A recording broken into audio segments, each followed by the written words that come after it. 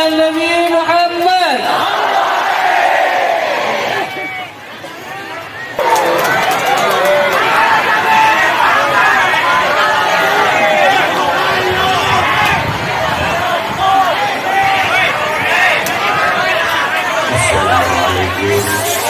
Assalamualaikum warahmatullahi wabarakatuh.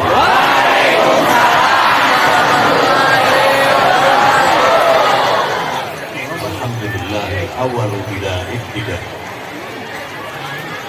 wal-akhiru bila intiha.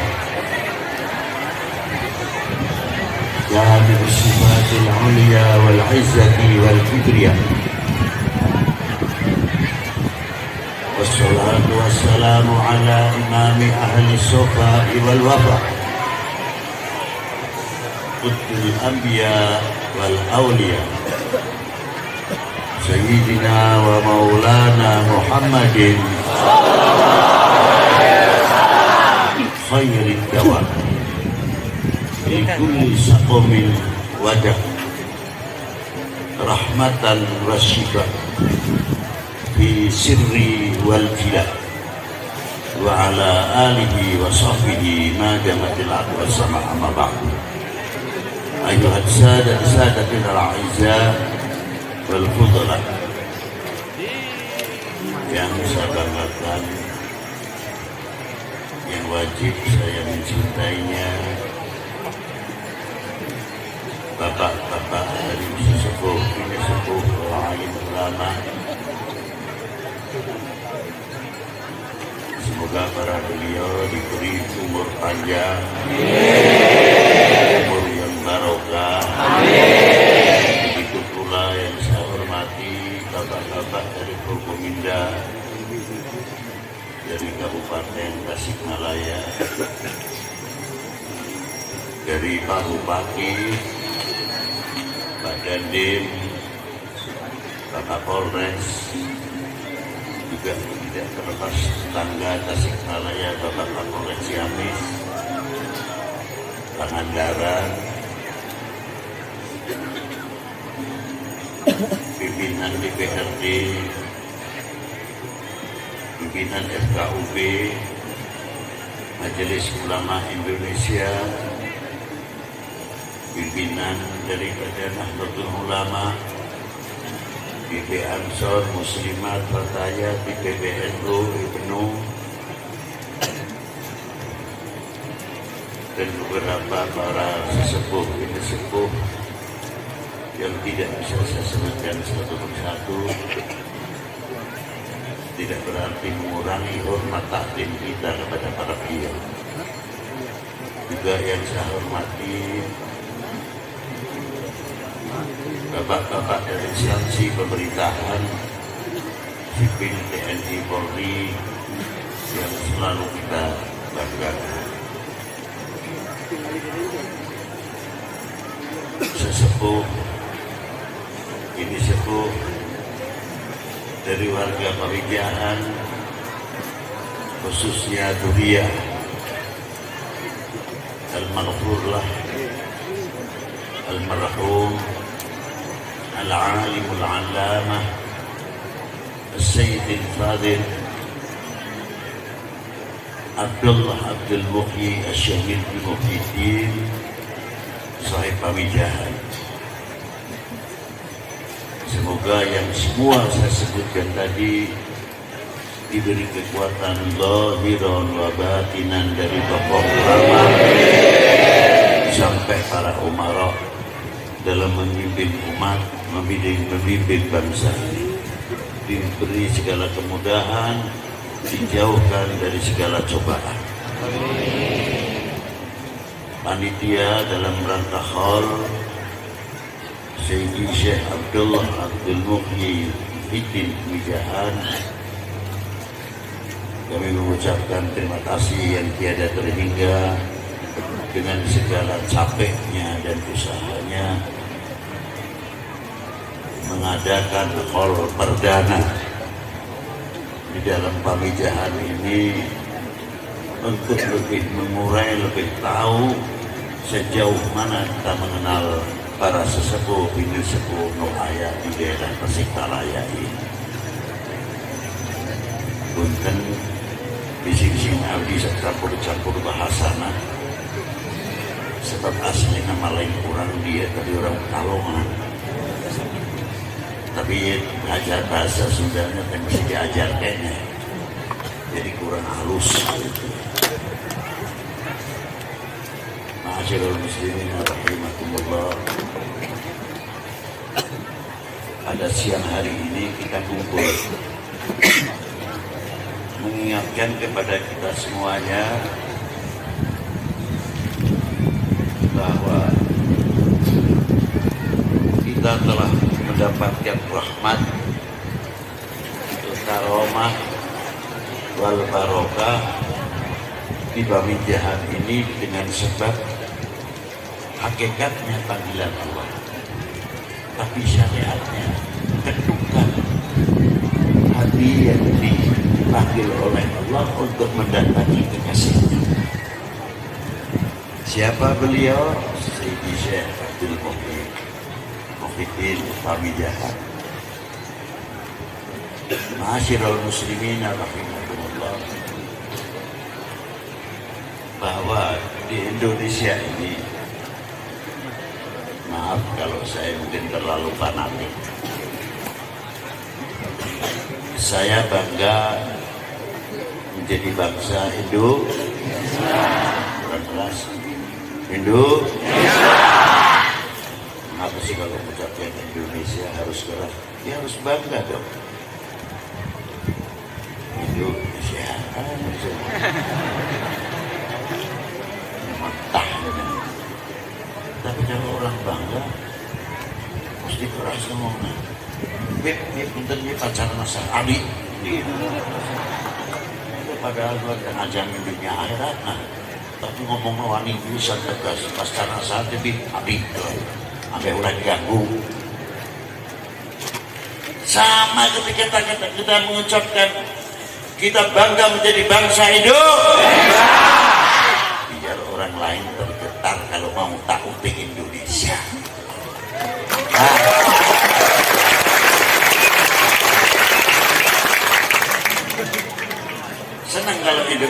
Senang kalau Indonesia bisa belah. Terus begitu dong ya. Tidak. Jawab juga yang tegas. Tidak. Tidak. Hampir deh ada THS. Jadi ayat kebanggaan, ayat berbeda, namun mengaku bangsa Indonesia. Jadi kebanggaan itu bukan kosong. Apa yang dibanggakan? Satu, Allah Ta'ala telah menciptakan di dalam satu ayat suku bangsa. Dari suku bangsa tersebut, dari mulai Nabi Adam alaihissalam wa Sayyidatina Hawa alaihissalam, menurunkan beberapa generasi sampai sebatas Nabi Allah Nuh. Dari mulai Nabi Allah Syed, Nabi Allah Idris. Sebab apa? Mengurangnya keturunan Nabi Allah Adam karena banjir di waktu Nabi Allah Nuh. Maka disebut Abu Bashar kedua adalah Nabi Allah Nuh alaihissalam. Dari Nabi Allah Nuh melahirkan 4 suku bangsa. Makanya jangan kita membaca Al-Quran lita'arafu saja. Lita'arafunya ada dasarnya inna akramakum indallahi atqakum. Itu tidak bisa jadi dasar untuk pribadi. Sebab di sini jamak. Jadi kalau ditanya man akramakum, siapa orang yang paling takwa? Jawab, orang yang paling takwa adalah yang diperintah oleh Allah Ta'ala. Apa kalimatnya? Qul in kuntum tuhibbunallah fattabi'uni, yang disuruh mengatakan fattabi'uni, ikutilah kami, ikutilah saya, dengan tegas tidak menggunakan kalimatul jama', tapi mufrad dengan ulat fattabi'uni. Siapa yang mendapatkan mandat kalau ingin dicintai oleh Allah, baginda Nabi sallallahu alaihi wasallam, inna akramakum indallahi atqakum. Siapa? Sayyidina wa maulana Muhammadin.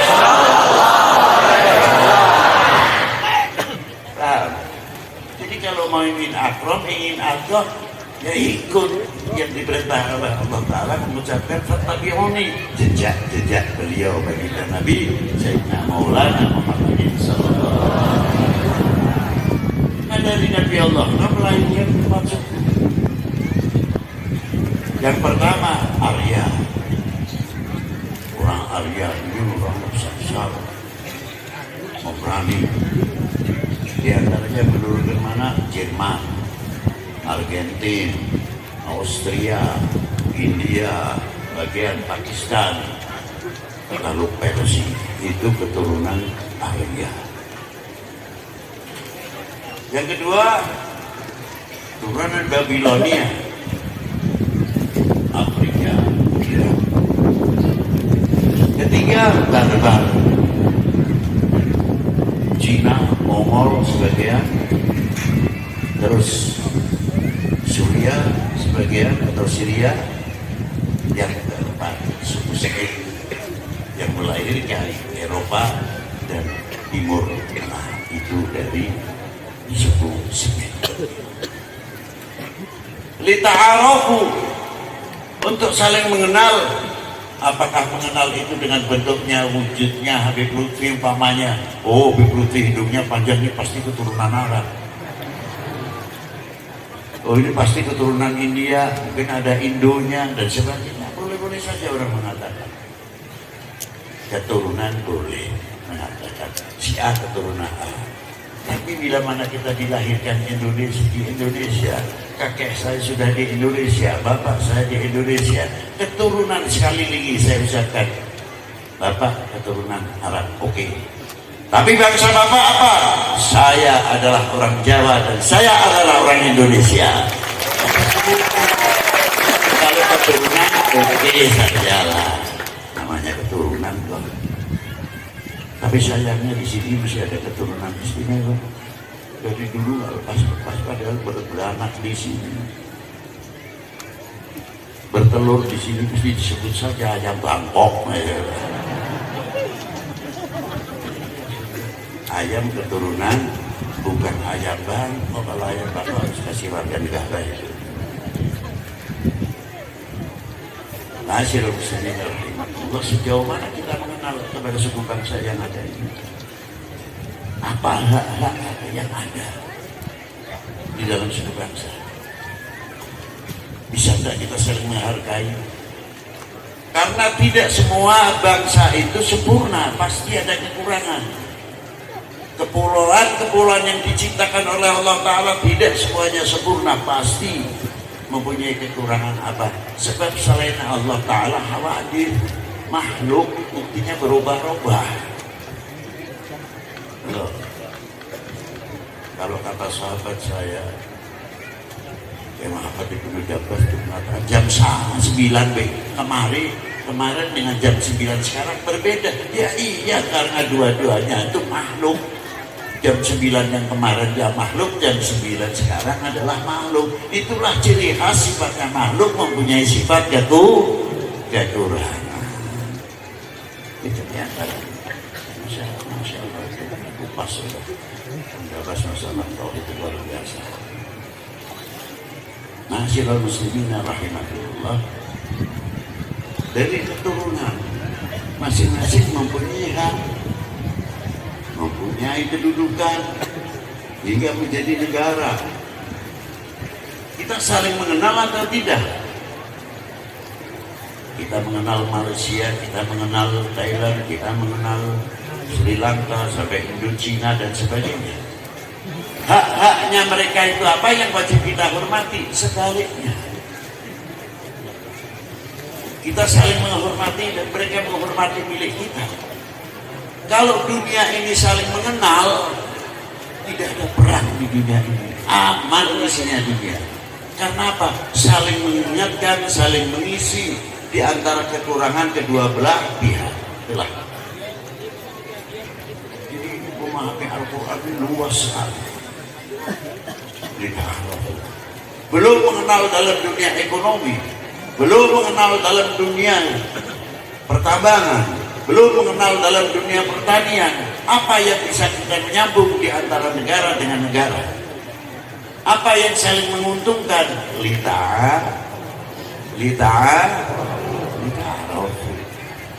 Jadi luas sekali maknanya. Tapi lita'arafu dibekali inna akramakum indallahi virus. Bagaimana baginda Nabi Shallallahu Alaihi Wasallam di antara menghormati kepada para sahabatnya, ya sahabatnya itu tidak mulus orang Arab semuanya. Bilal sendiri dari Afrika dan lainnya, Salman Al-Farisi dari Persia, diangkat semuanya. Salman minna. Begitulah Rasulullah menghormati, mengangkat. Kita lebih lanjut ke Indonesia. Sejauh mana kita bangsa Indonesia mengenal Indonesia? Kalau kita lebih jauh mengenal Indonesia, pasti akan memelihara Indonesia, akan memperkuat Indonesia. Semakin kokoh pertahanan nasional. Karena apa? Kita cinta Indonesia. Semakin kuat. Lalu kita mengenal bagaimana cara memajukan ekonominya. Pasti. Kalau ekonomi Indonesia ingin maju, ayo kita berubah sedikit. Coba sana betul ya. Ini modal ekonomi. Kalau punya jambu, jangan jambu Bangkok. Jambu Indonesia. Katesnya jangan ke California, jauh amat tuh. California Amerika. Negara kita itu subur, makmur insya Allah. Kita harus bangga milik apa yang keluar dari bumi pertiwi ini. Harusnya bangga. Jambu Indonesia, kates Indonesia. Ada pun keturunan California, wallahu a'lam, kami tidak tahu itu. Masa bodoh. Tapi kita harus merasa memiliki dahulu. Dan lain-lainnya nanti maju. Nah, para aulia yang datang sebagian besar keturunan baginda Nabi Sallallahu Taala Alaihi Wasallam.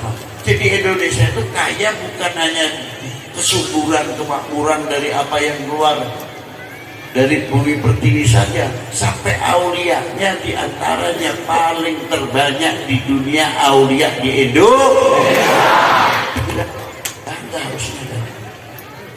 Makanya kalau mau berbuat dan neko-neko, malu. Jangan memalukan kepada beliau yang mati-matian beliau sampai dibuat berusaha dan sebagainya.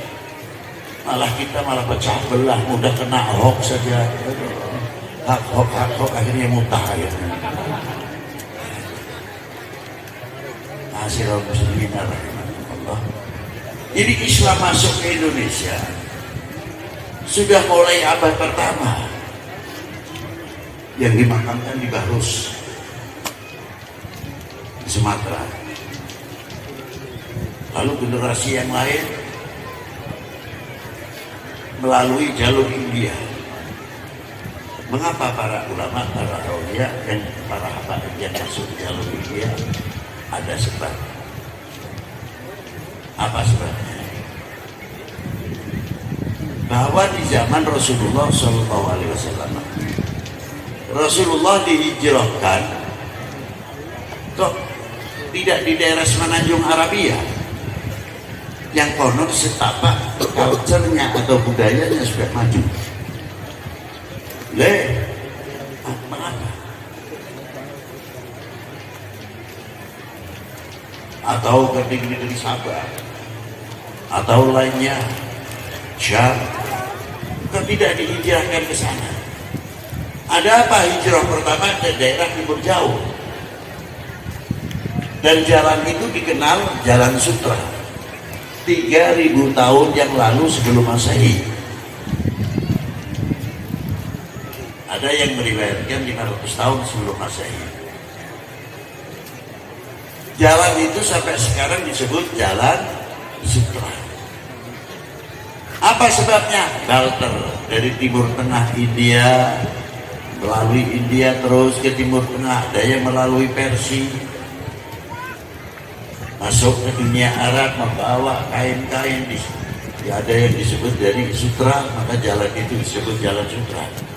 Dari dunia Arab, ilmu kedokteran, ilmu obat-obatan, sampai pada waktu itu sebelum baginda Nabi SAW dilahirkan,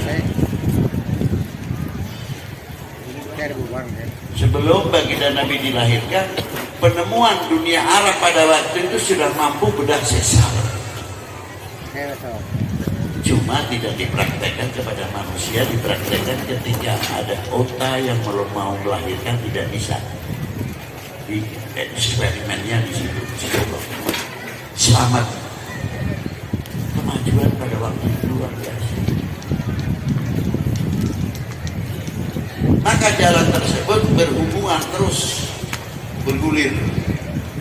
Pintu ekonomi dibuka.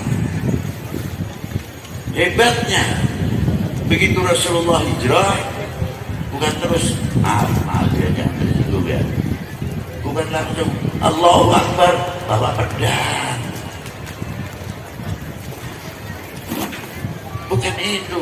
Allahu Akbar bangun ekonomi, Allahu Akbar bangun sarana ibadah, Allahu Akbar bangun sarana pendidikan, bangun Allahu Akbar bangun mall, bangun untuk ekonomi, Allahu Akbar bangun melahirkan hafal Quran ahli bedah, hafal Quran ahli paru-paru, hafal Quran dokter spesialis kandungan, hafal Quran dokter spesialis pankreas.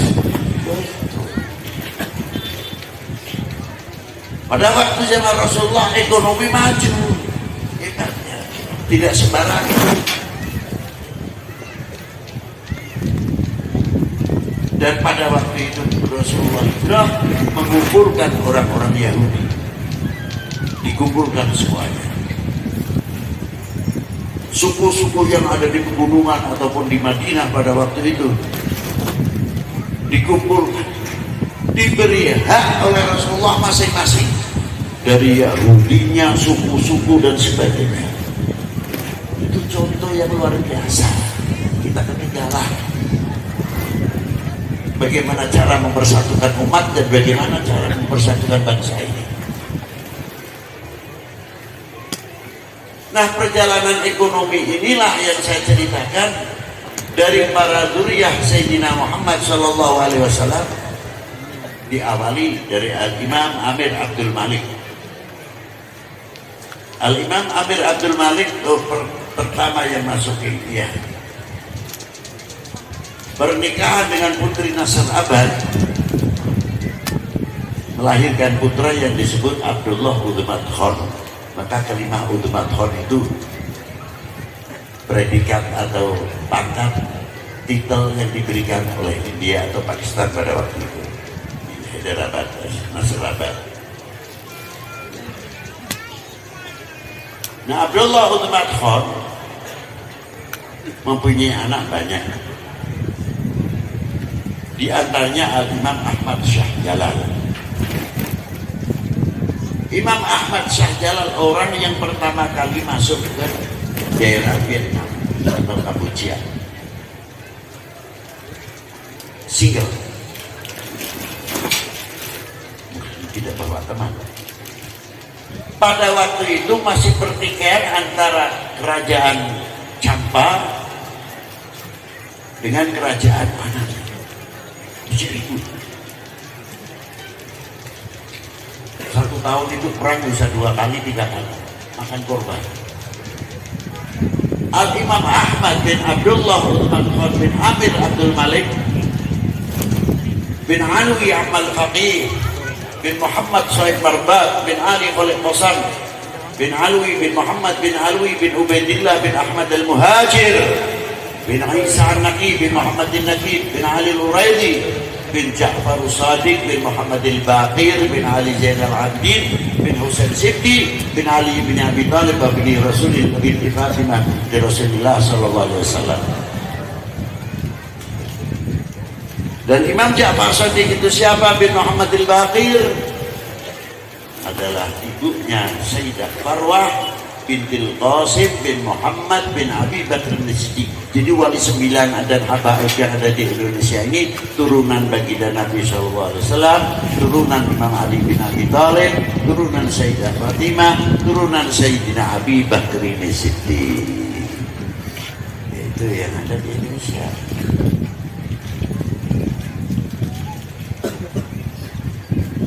Dari Al-Imam Ahmad Syahjalal tersebut yang mendamaikan antar Campa dan anak,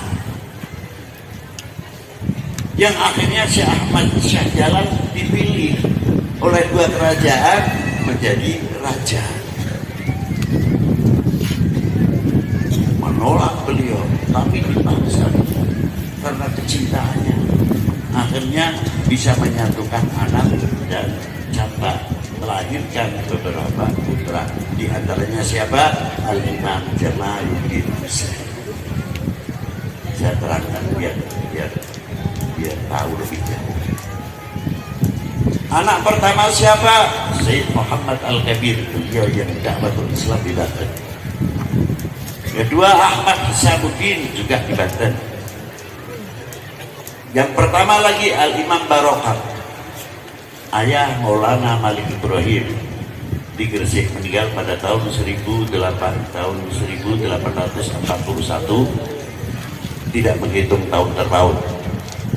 Kalau menghitung tahun terpaut 1420. Tapi kalau tahun hijriahnya beliau meninggal pada tahun 822. Kakak adik daripada Sayyidina Imam Barokat namanya Ibrahim Asmorokondi, ayah daripada Syekh Maulana Ishaq, ayah dari Syekh Ali Al-Murtada Sunan Bedilah, ayah daripada Syekh Ahmad Rahmatillah Kadin Sunan Ampel.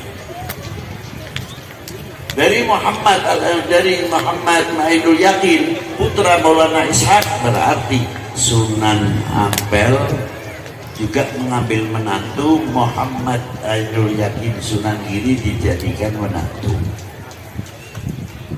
oleh Syekh Ahmad Rahmatillah Ampel. Ini Syekh Muhammad Ainul Yakin keponakan Kanjeng Sunan Ampel, sebab bapaknya Kanjeng Sunan Giri adalah kakak Maulana Ahmad Rahmatillah Sunan Ampel. Paham tuh? Belajar itu duka ke bumi, duka ke mana? Sejarah penting. Ma'asyiral muslimin rahimakumullah. Putra Imam Jamaluddin yang lain adalah Imam Ali Nurul Alam, mempunyai anak Umdatuddin Abdullah, ayah Maulana Syarif Hidayatullah, ayah dari Sunan Ternate Maulana Babullah, dan ayah Ahmad Abdul Fahid, kakak adik Maulana Syarif Hidayatullah. Itu diantaranya. Sunan Ampel anaknya hebat 11, tidak satu pun yang tidak menjadi waliullah, menjadi contoh yang luar biasa. Siapa yang pertama? Al-Imam Hashim, terkenal dengan sunan derajatnya, orang yang selalu kantongnya bolong, hidupannya begini sama masyarakat, jago ilmu pertanian, dari daerah yang gersang sehingga subur, dari sebab siapa? Maulana Hashim bin Ahmad Rahmatullah, terkenal Kanjeng Sunan Derajat. Yang kedua Al-Imam Ibrahim Makhdum Kanjeng Sunan Bonang.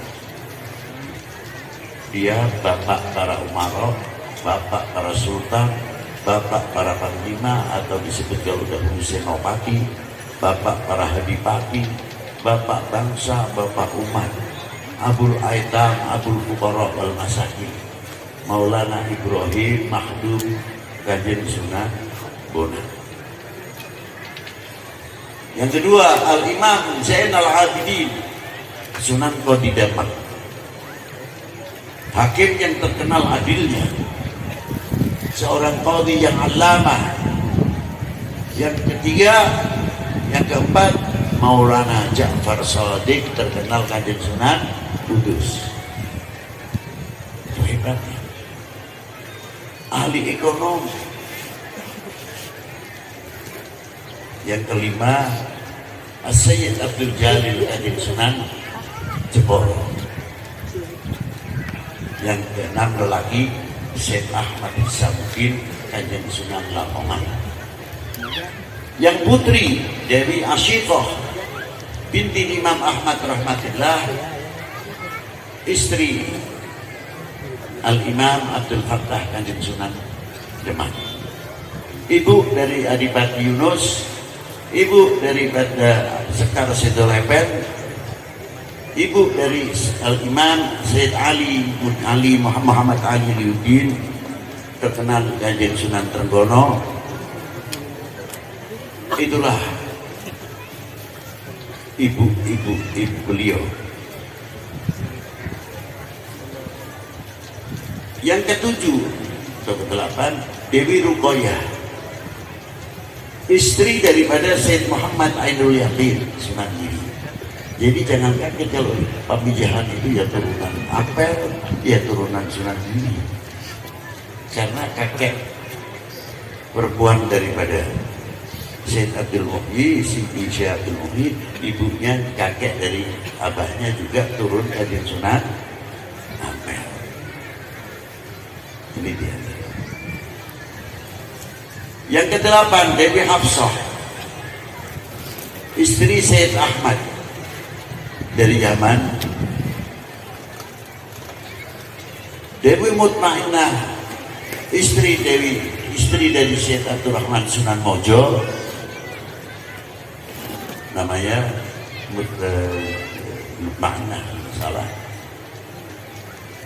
Itulah di antara putra putri Sunan Ampel, satu pun tidak ada yang mentah.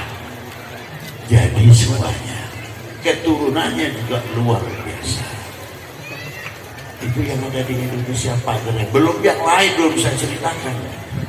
Itu baru saja.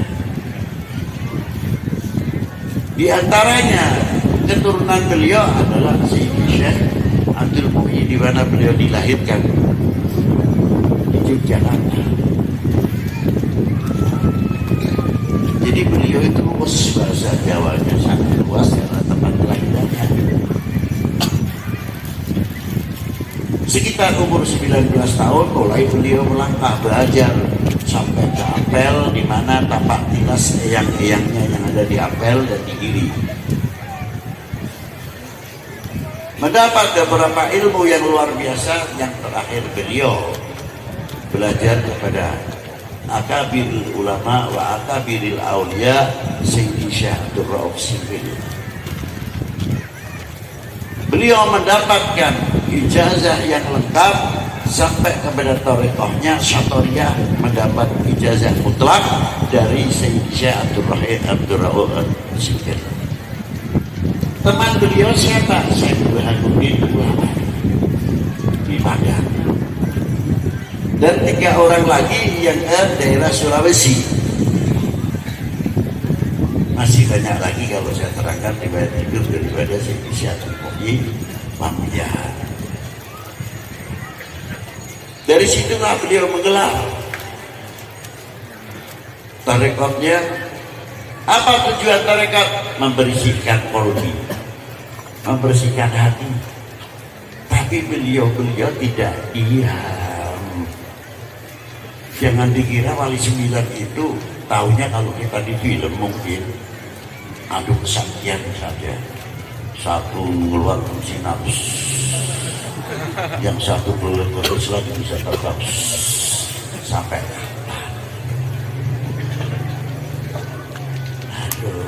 Dianggapnya para Wali Sembilan masuk ke Indonesia dan beberapa aulia-aulia yang ada di Indonesia orang-orang kejadukan. Bukan. Senjata paling ampuh di dalam dakwatul Islam akhlakul karimah.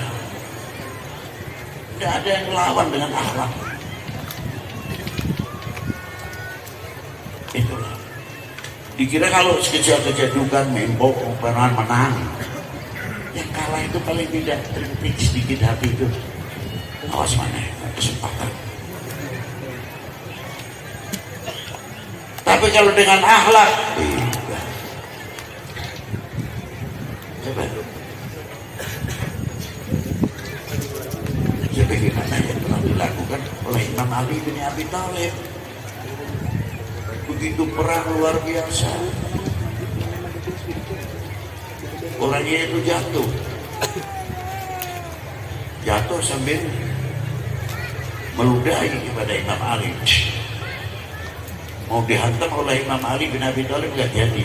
Ditanya oleh sahabatnya, kenapa kamu tadi hantam saja dan kenapa? Kalau tadi pertama iya li'ala kalimatillah, yang kedua saya tarik itu gara-gara dia mencidui, jadi saya memukul dia karena nafsu, bukan li'ala kalimatillah.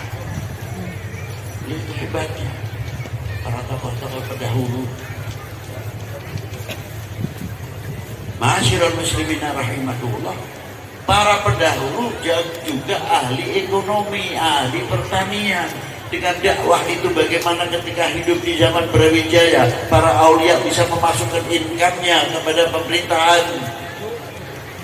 Dan pada waktu itu Sa'adatul Kafi dari Sekurok dan sebagainya bisa memberikan income pemasukan kepada negeri yang dipijaknya. Bukan terus berseberangan baku hantam, tapi karena apa? Lidakwatul Islam. Karena untuk dakwahnya akan lebih baik, karena Islam tidak pernah mengajarkan permusuhan. Tapi Islam yang dibawa oleh baginda Nabi SAW menjadi rahmatan lil alamin. Dan beliau ahli ekonomi, jangan dikira tidak. Maka sering saya ulang para bapak, para ibu, kalau saya ditanya, istimewanya orang ziarah wali itu apa? Repot jawabnya. Bisa jawab, saya kalau ziarah ke wali 9 atau ke lainnya, cuma jawab saya malu. Ya kenapa kok malu? Tidak barokah, tidak barokah ketinggian. Di mana letak malunya? Ya sudah, karena kita di pamijahan, jadi saya cerita pamijahan. Adapun pamijahan berasal dari ini, oke saja, itu namanya pendapat, terkadangnya juga kurang lebih sedikit lah. Tapi yang poin itu bagaimana cara dakwah itu yang poin. Nah, malunya di mana sekali lagi? Ini kira-kiranya mau diakui atau tidak? Di sini tidak ada makam Sidi Syekh Muhyiddin. Kira-kiranya ramai pedagang tidak? Benar lah. Ramai tidak? Sepi ya. Di gunung lagi, seperti di Murilo. Jadi saya pikir Sidi Syekh Muhyiddin begitu hebatnya. Di pegunungan saja dikejar, bisa mampu membuat ekonomi kerakyatan. Toko berjajar-jajar untuk menghormat siapa? Tamunya Sidi Syekh Muhyiddin Pamijahan. Betul tak? Yang betul-betul saja ditiru. Lagu-lagu kalau ditanya, betul. Benar tidak? Benar. Minggu nomor 1. Ngomong apa? Ngomong apa?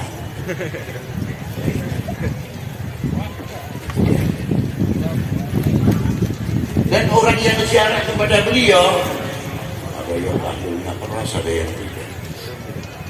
Artinya pun berbeda.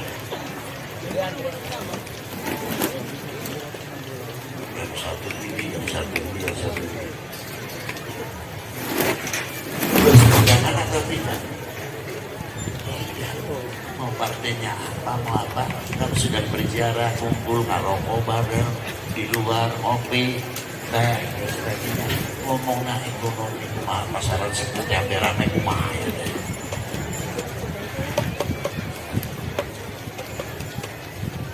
Namun sepi masyarakat Fatihah ke Sidi Syekh Muhyiddin Fatihah kanjeng Nabi dahulu, baru ke Muhyiddin, lalu baca surat Quraisy 21, insya Allah barokah. Sebadal balik caranya itu dia. Nah, tidak pernah orang ziarah kepada beliau. Lu kemarin ngobrol siapa? Ya, itu hebat. Masih bisa mempersatukan umat, masih bisa mempersatukan kita. Jadi orang sudah mati hampir 300 tahun kurang lebih, masih bisa mempersatukan umat, masih bisa mempersatukan bangsa. Betul? Betul. Ini jalulah ngomong betul-betul baik. Amal ke. Jadi contoh. Apalagi kalau kita ke ziarah Maulana Syekh Hidayatullah, separuh muslim, separuh non muslim.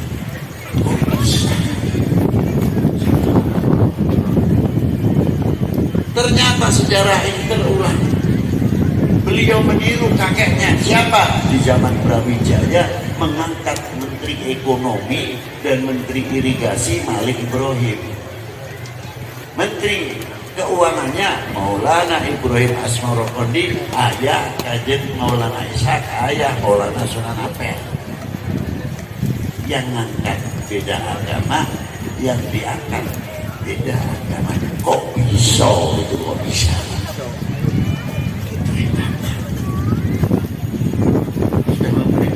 Jadi Syarif Hidayatullah sama, separuh muslim, separuh non muslim.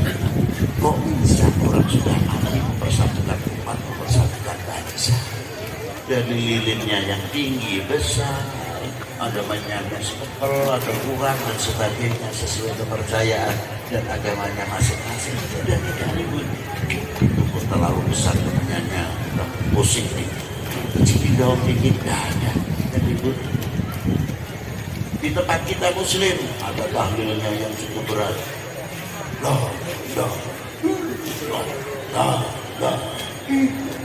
Yang satu itu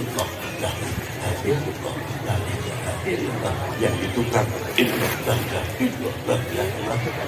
daya lupa sehat.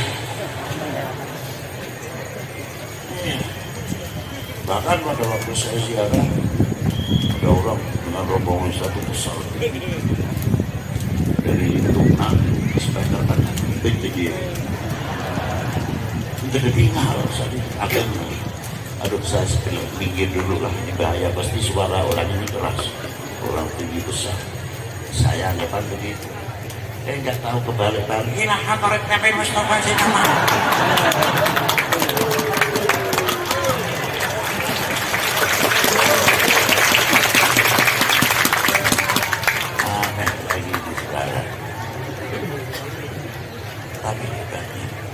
Sekali lagi masih bisa mempersatukan. Sudah meninggal 454 tahun, lalu kita ini bisa apa? Jadi saya kalau katakan ziarah hari 9 itu saya malu sebetulnya, sebab saya belum bisa meniru sebagaimana para beliau. Semua jangan, walaupun bagaimana keuntungannya kecil, tapi barokah. Jadi para beliau masih mampu membuat ekonomi kerakyatan, mempersatukan umat luar biasa. Lalu kita ini apa? Malu ah. Coba dari Maulana Hasanuddin Banten sekarang, ya Allah, saya itu sampai ke Syakurah. Habib Hussein bin Abi Bakar Al-Idris luar batang Gunung Jati, pagar-pagar tanah Jawa ini. Dari mulai Gunung Jati juga dua Datuk Kafi Maulana Syekh Hidayatullah, terus ke timur Syekh Muhammad bin Abdurrahman Sunan Tanggung sampai ke Demak. Pesisir utara ini tidak mati 1 kilometer tidak terlepas makam Aulia Ilah yang menjadi pagar di Indonesia.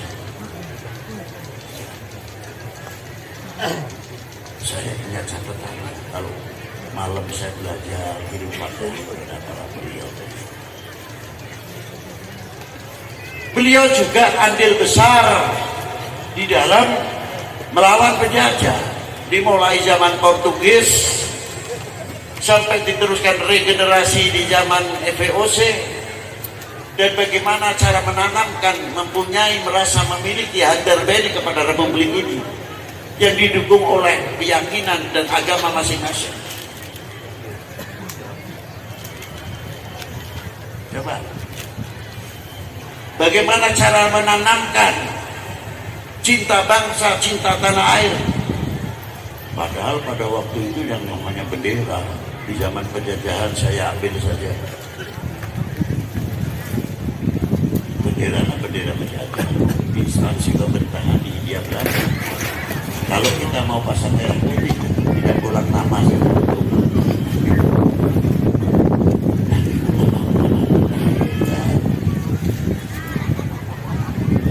kita jadi mana? Bagaimana membentuk bangsa ini tidak kehilangan pamornya? Apa di antaranya? Tapi jangan, sekali lagi saya jangan melihat negatifnya, lihat positifnya. Apa? Membentuk sedekah bumi, sedekah laut. Ada di sini sedekah bumi, sedekah dengan cara masing-masing. Sebetulnya intinya untuk bangsa ini tambah mencintai tanah air. Betulnya itu, menghormati pemberian Allah berupa tanah air. Dan ini filosofi tidak cuma mengapa menggunakan kapal sekarang? Ambil satu saja. Laut tempatnya tidak besar, tapi hebatnya tidak mempunyai intervensi. Ikan yang ada di dalam laut harus menuruti air laut. Kalau kamu ikut di sini harus asin. Tidak. Kalau beli ikan laut mau dimasak ya tambah garamnya. Sebetulnya kalau cara akal hidup di daerah asin mestinya asin, tidak. Luar biasa. Yang kedua, banjir sebesar apapun ada sungai-sungai yang ada di Indonesia. Per detik mungkin sekian miliar kubik. Kalau musim kemarau sekian juta kubik. Ketika masuk ke lautan, laut bisa mengerti harga dirinya, jati dirinya luar biasa. Apa di antaranya? Setiap limbah yang masuk outs tidak sampai merusak ke tengah, minggir. Kamu mau bikin rusak Indonesia, istilahnya kalau kita ngomong, kita terpojok ke laut, minggir semuanya. Itu luar biasa. Airnya tidak pernah terkontaminasi dengan limbah-limbah yang masuk ke laut. Ikannya pun terlindung. Ikan yang di laut diberi oleh Allah Ta'ala apa? Yang pertama sisik. Itu anti ultraviolet, maka dilindungi oleh Allah Ta'ala. Tapi yang tidak ada sisiknya dikasih lendir. Itu di antaranya.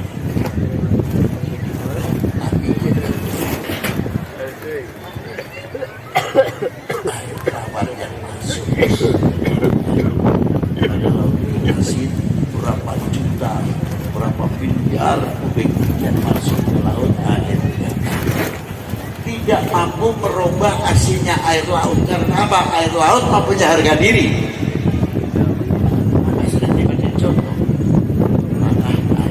Alangkah hebatnya kalau bangsa Indonesia kita ini mempunyai kehormatan bangsa, harga diri bangsa, jati diri bangsa, tidak kalah dengan laut. Laut bisa mempunyai harga diri. Lautlah air yang tawar, mau masuk pun bisa tidak terkontaminasi dengan masalah tawarnya air sungai. Berarti mempunyai pendirian. Sekali lihat tadi. Maka sering kita menyebut tanah air. Ada lagi penanaman cara yang hebat. untuk cinta bangsa dan cinta tanah air ini. Panginten nama dia namun ada berhubung masih ayah kena di mengolona pakai tiwu, pakai janur, pakai kelapa, ayah tahan masih hebat. Itu bukan budaya saja, tapi mempunyai kandungan filosofi yang tinggi. Kasih janur, tiwu, aren, kelapa, cawu, dan luar biasa. Tapi memasangnya merah putihnya mati udah sekarang. Pakai apa? Selamat datang. Ada yang baca ada yang membaca selawat, ada yang membaca pat dan lain sebagainya. Supaya apa? Agar tidak tahu. Ini dianggap ini tahu satu. Lalu dipasang. Nanti renggang yang sunnah dipasang kalau sudah setengah bulan atau 10 hari baru dipasang. Jadi orang tahu semuanya di tengah-tengahnya ada merah putih. Filosofinya di mana? Yang namanya janur kalau musim kemarau panas begini, layu tidak janurnya? Layu. Tebu atau tiwu, layu tidak? Layu berubah. Parenya berubah, yang kuning jadi coklat. Kelapanya sama, cauknya sama. Merah putihnya berubah tidak? Itulah bangsa Indonesia harus mempunyai pendirian. Kena hoax untuk kita perpecahan untuk bangsa sendiri, kita mau terpengaruh. Kuping kita tidak mempunyai filter. Coba kalau telinga kita min ahli la ilaha illallah, yang mempunyai selalu meniru baginda Nabi SAW, punya filter. Ini berita mau memecah belah umat, ini mau memecah belah bangsa, ini mau memecah belah keluarga, ini mau memecah belah dulur. Karena telinganya punya filter. Coba jangan sampai kita ketahui yang ujung-ujungnya untuk memecah belah Indonesia. Para ulama dahulu menjaga, jangan dikira. Maka kita hormat kita kepada merah putih bukan menyembah, jangan salah paham. Bedakan antara nyembah cara menghormati. Setiap orang mau mencium Hajar Aswad, makalan di itu lu jangkuk pasti di Hajar Aswad sampai mencium. Gimana? Apakah kita itu karena mencium Hajar Aswad itu kita menyembah? Tidak, karena kita mengikutinya Hajar Aswad menjadi mulia karena dicium oleh baginda Nabi Shallallahu Alaihi Wasallam. Bukan baginda Nabi mulia karena Hajar Aswad. Begitu pula baginda Nabi Shallallahu Alaihi Wasallam mulia karena dicuci oleh air Zam-Zam. Air Zam-Zam mulia karena untuk baginda Nabi Shallallahu Alaihi Wasallam. Jangan dibalik-balik. Dari itu ma'asyiral muslimin rahimakumullah, perjuangan ini dalam segi dakwah dan sebagainya, sehingga para tokoh-tokoh kita mampu membuat perguruan tinggi, pesantren dan lain sebagainya dan lain sebagainya. Itu semuanya jasa-jasa para beliau, terutama yang dari ini kita tahu nggak bisa kita pungkiri. Apa yang kita lihat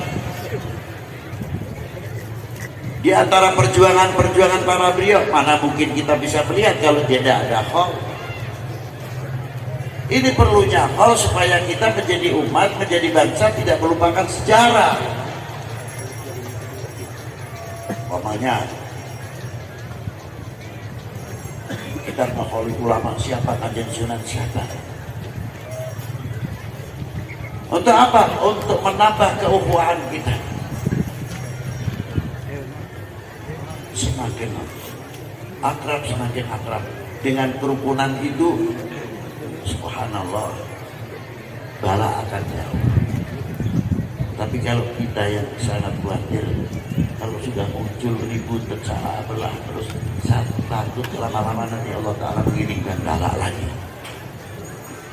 Ya silakan aja kalau mau cepat galaknya datang lagi ya silakan. Ruwet terus. Masyaallah muslimin, dan itu perjuangan para beliau tidak percuma, sehingga tegaknya kembali Saksaka Merah Putih. Masjid, berapa masjid di Indonesia hasil karya beliau. Pesantren, berapa ribu pesantren, jasa siapa? Jasa para beliau. Sehingga tegaknya kembali Saksaka Merah Putih. Usaha perjuangan siapa? Tidak terlepas sesepuh bangsa hidup. Kita pernah kontribusi apa? Kita punya kontribusi apa? Bendera saja terkadang dipasang miring di jalan. Ini benderanya. Berarti sejenak. Betul. Apalagi suruh mengangkat bambu runcing. Itu saja kita masih kurang sadar. Betul. Karena di dalam Merah Putih itu ada kehormatan bangsa, harga diri bangsa, jati diri bangsa. Jangan sampai kehormatan bangsa juga miring. Berhenti sejenak, luruskan tiangnya. Oh, itu namanya memiliki Indonesia. Masyaallah muslimin rahmatullah. Perjuangan ini diteruskan sampai sekarang. Alhamdulillah, semoga Indonesia semakin jaya, semakin makmur. Saya kalau melihat begini-begini Pak, saya harus betulnya. Cuma saya tidak bisa apa-apa. Cuma saya minta sama Rasulullah satu. Dengan sebab sini saya mau minta sama Allah Ta'ala, ya Allah, semoga kami jahat yang hadir pada hari ini ataupun yang tidak bisa hadir, khususnya warga Tasik, warga Ciamis, warga Indonesia, ya Allah ya Rabb, kita kumpul bersama untuk mengkholi Sayyidi Syekh Abdul Muhyi kekasih ya Allah. Jadikanlah besok kami kumpulkan bersama-sama di tahtari wa'il haqi Sayyidina Muhammad sallallahu alaihi wasallam, berkumpul bersama beliau. Itu hanya doa saya yang bisa saya sampaikan. Almarhum maha mahabbat, manusia akan dikumpulkan dengan orang-orang yang dicintainya. Yang dalam keadaan sakit semoga diberi sehat walafiat. Dalam ekonominya melorot semoga cepat-cepat didapatkan. Begitu juga pertaniannya, begitu juga putra-putrinya menjadi hamba-hamba Allah yang tidak memalukan kedua orang tuanya, tidak memalukan gurunya, tidak memalukan baginda Nabi sallallahu alaihi wasallam. Itu khususnya diberi umur yang barokah, putra-putri yang barokah, ekonomi yang barokah, dijauhkan dari segala cobaan-cobaan, jauhkanlah dari hal-hal yang akan merusak Islam, jauhkanlah dari hal-hal yang akan merusak kecintaan kita kepada bangsa dan tanah air ini. Sekianlah yang bisa saya sampaikan, walaupun tidak sesempurna mungkin. Apabila ada kekurangan-kekurangan, saya mohon maaf dan masyarakat.